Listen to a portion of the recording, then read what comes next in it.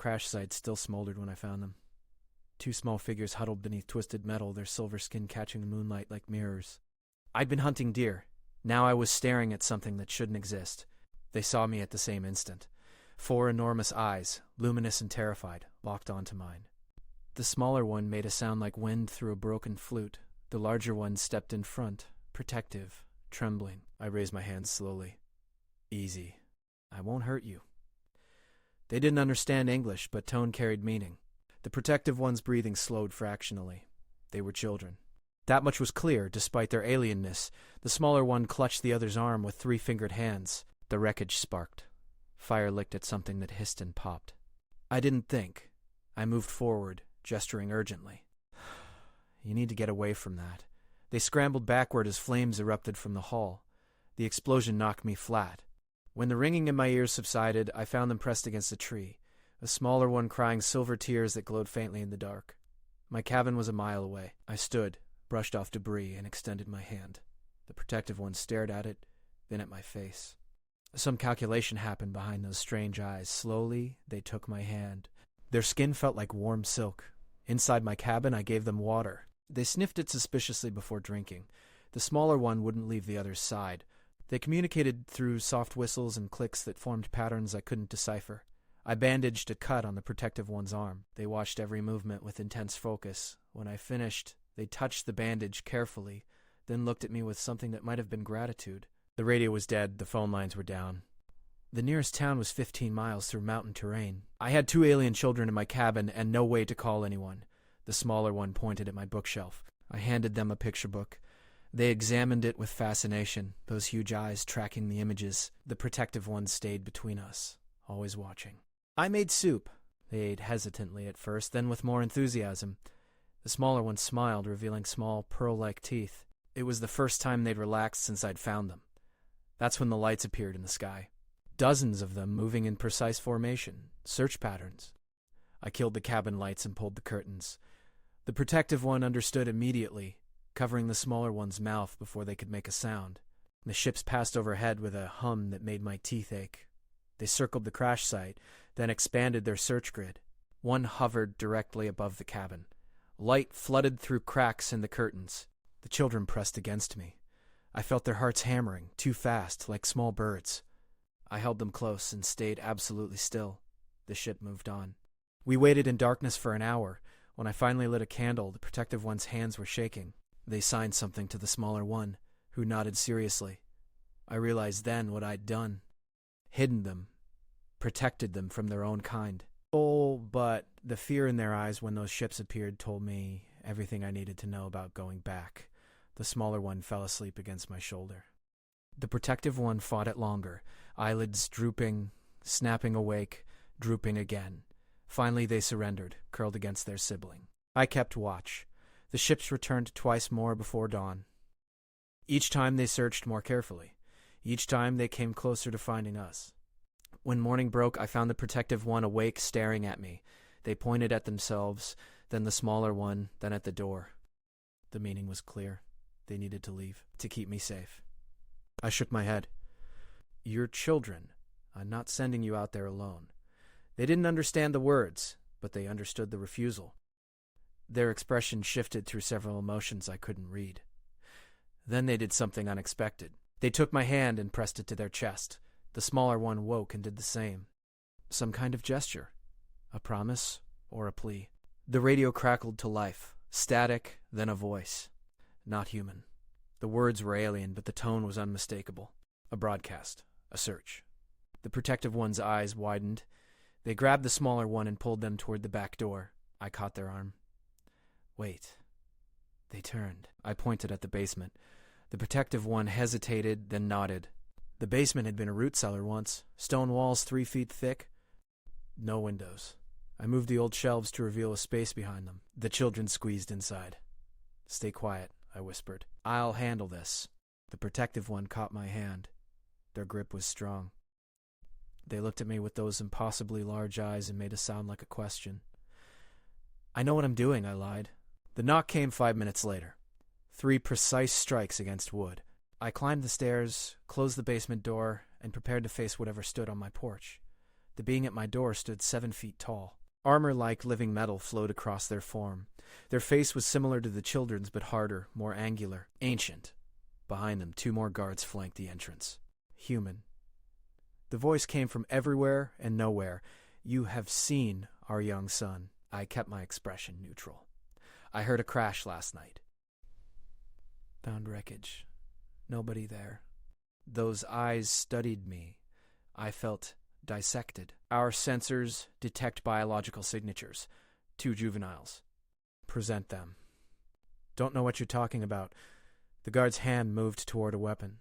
The second guard stepped forward, but the first raised a hand. "You protect them." "Why?" The question caught me off guard. "What?" "They are not your species." "Not your concern. Yet you hide them from their own kind." "Why?" I met their gaze. They were afraid. They're kids. That's all the reason I need. Something flickered across the guard's face. "You do not understand what you have done. These juveniles are royal blood. Their disappearance has brought the Queen's fury. Her entire fleet searches. If she finds you harboring them, then she'll find them safe and unharmed. The Queen arrives within the hour. She will not be as patient as I am. I'll take my chances." The guard turned to leave, then paused. "The smaller one, they are ill. Genetic degradation. There is no cure in our science." They faced me again. "The protective one refuses to accept this. They ran because they heard the elders speaking of ending the sick one's suffering. They chose exile over loss." My blood went cold. Their children running from execution. They are royalty. Weakness in the bloodline cannot be tolerated. The guard's voice held no emotion. "This is our way." "It's wrong. Your species has no concept of what we face. What we sacrifice to survive." The guard descended the steps. "The Queen comes. She will take them. What happens next is not your concern." The ships arrived as twilight fell. They landed in perfect formation around my cabin. Lights blazed, turning night to day. I stood on the porch and watched an army assemble on my property. The Queen's ship was different, larger. It pulsed with an inner light that hurt to look at directly. When the ramp descended, every soldier dropped to one knee. She was magnificent and terrifying. 12 feet of living crystal and light. Her presence pressed against my mind like a physical weight. She moved like water, like wind, like nothing human. She stopped 10 feet away. "You are the human who hides my children." Her voice resonated in my chest. I forced myself to stand straight. They came to me. I gave them shelter. The smaller one carries a death sentence. Their genome fails. In 3 cycles of your son, they will experience pain beyond your comprehension, then death. We would spare them this suffering. By killing them now? By granting mercy? I stepped forward. The guards raised weapons. The Queen raised a hand, and they lowered them. "You don't know human stubbornness," I said. "We don't give up. We don't accept no cure exists. We fight until there's nothing left to fight with." Noble sentiment. Foolish reality. The Queen's eyes glowed brighter. "I have seen 10,000 worlds, consulted the greatest minds in the galaxy. There is no cure. Then I'll find one you haven't thought of." "You?" The Queen's laugh was like crystal bells shattering. "A primitive human with crude technology? A stubborn human who won't watch a child die without trying everything." The Queen studied me. The silence stretched. Finally, she spoke. "Show me the juveniles." I led her inside. The guard stayed back. In the basement, I moved the shelves. The children huddled together, eyes wide with terror. The Queen knelt. Her light softened. "My little ones." They signed something complex. The Queen's expression shifted through emotions too alien to read. "They say you gave them food, water, protection, safety." The Queen's voice was quieter now.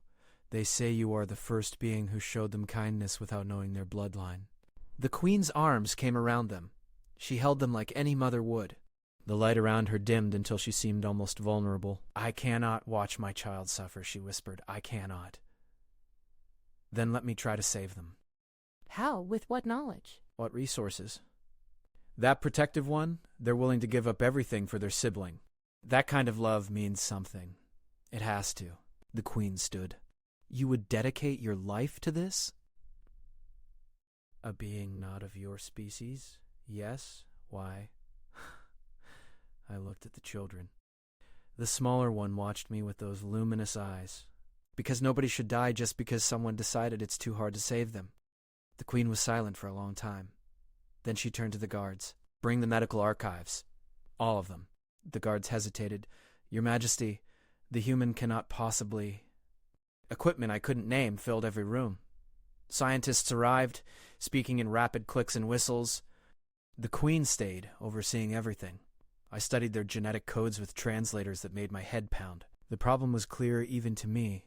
The smaller one's DNA was unraveling. Cellular degradation accelerating. 3 months, maybe 4. The protective one never left their sibling's side. They held hands while scientists ran tests. They slept curled together while I worked through the night studying alien biology.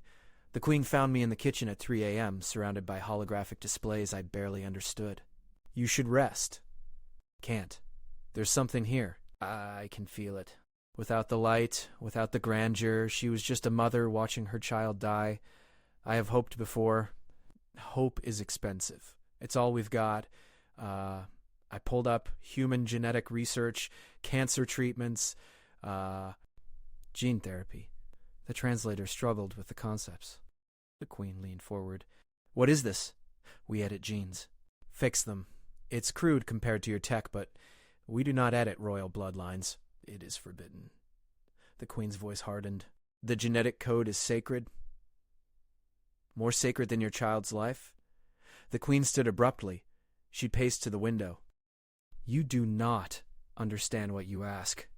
Our entire civilization is built on genetic purity. The royal line has remained untainted for 100,000 years. One where children don't die for purity. The Queen's shoulders shook. If I do this, I am declaring that our oldest laws mean nothing. I am telling my people that I value one life over millennia of tradition. Yeah, I said. You are. Tears of light ran down her crystal face. And what if it fails? What if I break every law and they still die? Then at least you tried. At least they know you love them enough to try. She looked toward the basement where her children slept. Begin the procedure. Use any method, break any rule. Just save my child. The next weeks blurred together. Human gene therapy combined with alien technology. The protective one donated genetic material. We worked around the clock. The smaller one weakened. Their light dimmed. The protective one held them through seizures, whispered in their ear during the worst moments. I found the Queen one night, collapsed in a chair. I am afraid, she admitted. I have commanded fleets, conquered worlds. But this fear is worse than any battle. That's what being a parent means. How do humans bear it? This vulnerability? Badly. We just do it anyway. The smaller one's body fought it, rejected it. Their heart stopped twice. Each time the protective one pressed their forehead to their siblings and made that wind flute sound. Each time the smaller one's heart restarted. When it was finally done, we waited. The Queen held both children. The protective one was exhausted but refused to sleep. The smaller one's breathing was shallow, irregular. Dawn came. The smaller one's eyes opened. The light behind them was different. Stronger. The protective one touched their sibling's face. Made a questioning sound. The smaller one smiled. Responded. The Queen made a sound I'd never heard. Joy mixed with relief, mixed with anguish. She held her children and wept. I stepped outside. Gave them privacy. The guards had multiplied. Thousands now. They'd watched everything through the windows. When I appeared, the nearest one approached. The Queen has ordered something unprecedented, they said. She wishes you to know what you have done. I just helped save a kid. You have changed the foundation of our civilization. The sacred law is broken. Many will oppose this. Many will call for the Queen's abdication. Will they? The guard looked back at the cabin. Through the window, the Queen held her children close, because every parent watching understands. She chose love over law. And they would do the same. The Queen emerged an hour later. She'd composed herself, regal again. But her eyes held something new. The debt I owe you cannot be measured, she said. Name anything. Anything at all. I don't want payment. Then what do you want? I looked at the protective one, standing proud beside their sibling. I want them to grow up. Both of them. I want them to have a chance. Pressed her forehead to mine. The gesture felt sacred. You have given me more than life. You have given me hope that our species can be better. The ships departed over the next few days. The Queen lingered. On the final morning, the children hugged me. The Protective One pressed something into my hand, a small crystal that pulsed with light.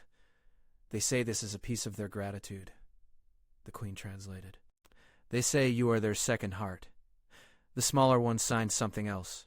The Queen smiled. They say when they rule someday, their first law will be that no child dies because adults are afraid to change. The Protective One signed as well. The Queen's expression grew serious. They say you taught them that strength is not in following rules. It is in knowing when to break them for something that matters. I knelt to their level. You two take care of each other, and remember that being royal means serving others, not standing above them. The Protective One hugged me once more, fierce and tight. The Queen was the last aboard. I will send ambassadors. Gifts. Treaties. Send me updates. Let me know how they're doing. The Queen smiled. Every day if you wish. I watched until they were stars, then until even those faded. The cabin felt impossibly empty. My phone rang that evening. The line was clear despite impossible distance. The smaller one wants to say good night, the Queen's voice said. I heard that wind flute sound. Then the Protective One's deeper whistle. Then the Queen's laugh. They say thank you again. They will never stop saying thank you. Tell them they're welcome. Tell them I'm proud of them. The smaller one's recovery. The Protective One's studies. The Queen's reforms spreading through their empire. Laws changing. Children being saved instead of sacrificed. 3 months later, a human delegation visited my cabin. You've been invited to address the Galactic Council, they said, holding official documents that meant nothing to me. Why? The Queen's reforms are spreading. Dozens of species are reconsidering their own traditions. They want to understand the human who taught an immortal queen that love matters more than law. I stood on my porch, looking at the forest where I'd found 2 terrified children hiding from their destiny. I'm just a guy who couldn't watch kids suffer.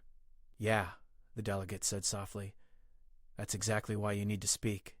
The Galactic Council chamber was vast beyond comprehension. Thousands of species, millions of beings, all gathered to hear about genetic therapy and broken traditions. But the Queen spoke first. She stood before the assembly with her children beside her. The smaller one's light burned bright and steady now. This human taught me that our oldest laws are not our best laws, she said.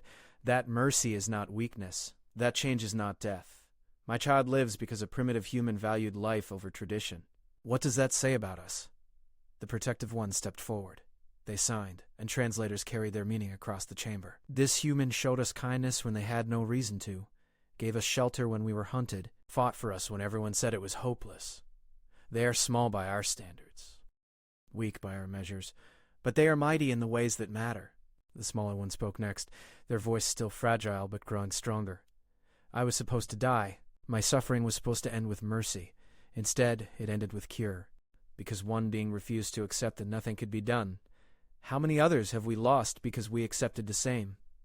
Debate raged, but slowly consensus formed. The old ways were examined, laws were questioned.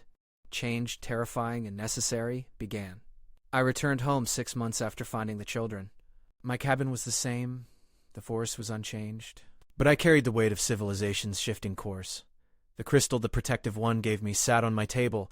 It pulsed with light, a heartbeat synchronized with 2 children thousands of light years away. The Queen called. They ask about you constantly. When can they visit?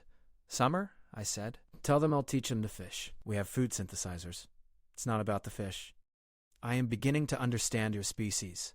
You make everything more complicated than necessary because the complication is the point. Now you're getting it. The Protective One's voice came through. Thank you. In English. They'd been learning. You're welcome, I said. Now go do your homework. The smaller one's giggle was the same in any language. I sat on my porch that night and looked at the stars. Somewhere up there, 2 children were alive because I'd refused to accept that some things were impossible. Somewhere up there, an entire empire was learning that love could be stronger than law. The radio crackled. New message. I recognized the Queen's signature. They want you to know something, she said. They have named the cure after you. The genetic therapy that saved my child now carries your name across 1,000 worlds. You are immortalized in science and song. I just did what anyone would do. No.